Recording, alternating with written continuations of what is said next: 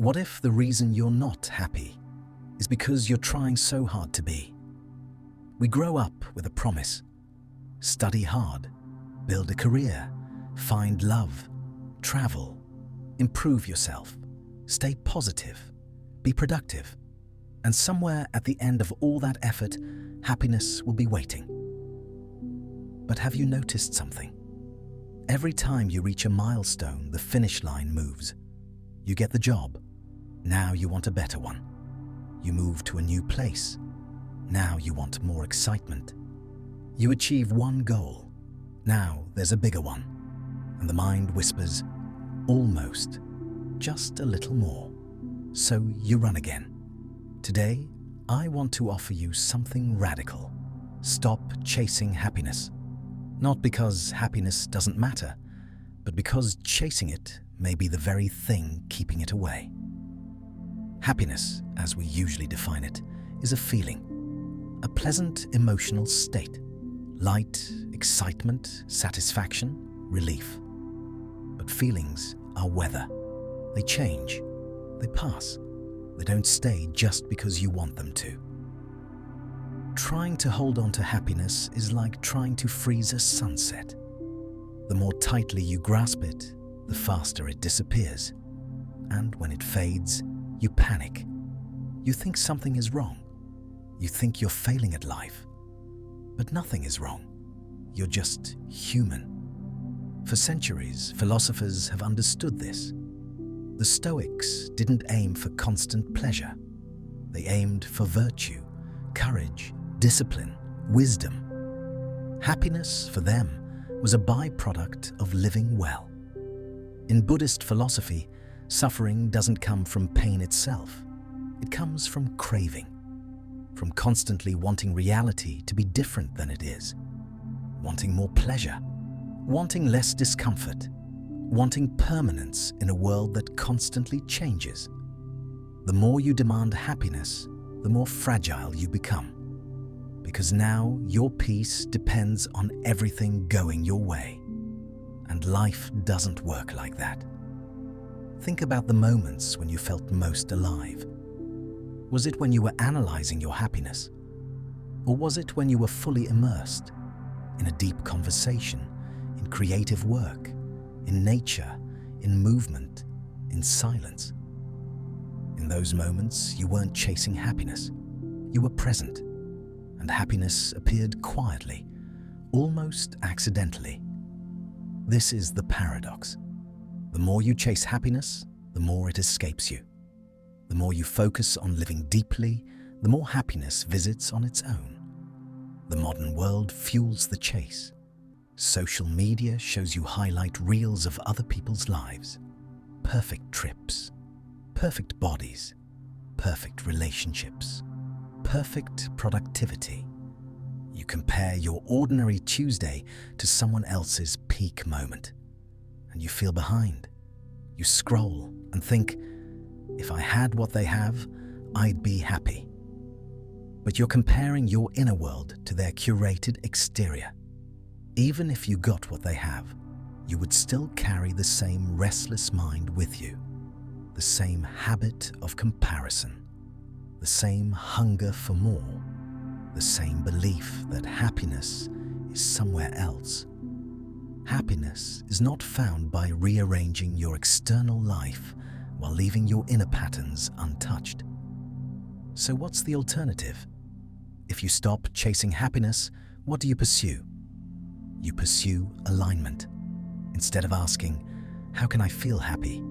Ask, how can I live in a way I respect? Living in alignment means acting according to your values, even when it's uncomfortable. It means telling the truth, keeping your word, showing up when it's hard, building something meaningful instead of something impressive. There will be days when you feel joyful. There will be days when you feel heavy. Both are part of a full life. The problem isn't sadness. The problem is believing sadness shouldn't exist. When you try to eliminate all discomfort, you shrink your life. If you avoid risk to avoid anxiety, you avoid growth. If you avoid vulnerability to avoid heartbreak, you avoid deep love. If you avoid responsibility to avoid stress, you avoid contribution. You cannot numb one emotion without numbing them all. A meaningful life includes struggle. And that's not a flaw, it's a feature. There's a difference between pleasure and fulfillment. Pleasure is immediate. It feels good. It fades quickly. Fulfillment is slower. It requires effort. It often involves difficulty, but it lasts. The modern world is designed for pleasure. Notifications, entertainment, validation, instant comfort. But fulfillment comes from commitment. From writing when you don't feel inspired. From training when you don't feel motivated. From having hard conversations instead of avoiding them. Fulfillment doesn't shout.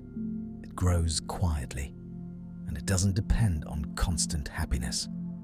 When you stop chasing happiness, something subtle changes.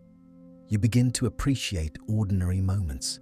Sunlight on your face, a quiet cup of coffee, the rhythm of your breath during a walk, a meaningful conversation. These moments aren't dramatic. They don't look impressive online, but they are real. Happiness is rarely hidden in extraordinary experiences. It's woven into everyday life, if you're paying attention. Chasing happiness often comes from fear. Fear of emptiness, fear of stillness, fear of asking, who am I without the next goal? Goals can distract you from deeper questions. You achieve something. You feel a temporary high. Then the silence returns. Instead of listening to it, you fill it with another objective. But what if you paused? What if you allowed yourself to sit in that silence? Underneath the restless striving, you might find something simpler. A desire for connection, purpose, and peace. These can't be hacked. They must be practiced. Connection requires vulnerability. Purpose requires action. Peace requires acceptance. Acceptance doesn't mean giving up. It means acknowledging reality as it is, without fighting it. You feel sad? Instead of panicking, you say, sadness is here. You feel anxious? Instead of judging yourself, you say, anxiety is present. This small shift changes everything. You stop being at war with your own emotions. And when you're not fighting yourself, you have more energy to live. Stop chasing happiness. Start cultivating contentment.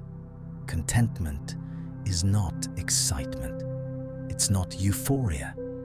It's a quiet sense that this moment, imperfect as it is enough.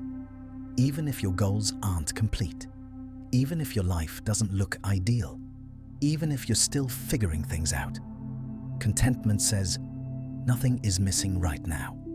From that place, you can still strive. You can still build. You can still grow.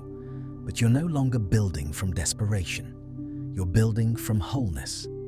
And that changes the energy behind everything. Your work becomes an expression, not proof of worth. Your relationships become sharing, not transactions. Your goals become direction, not conditions for happiness. The next time you catch yourself saying, I'll be happy when... Pause.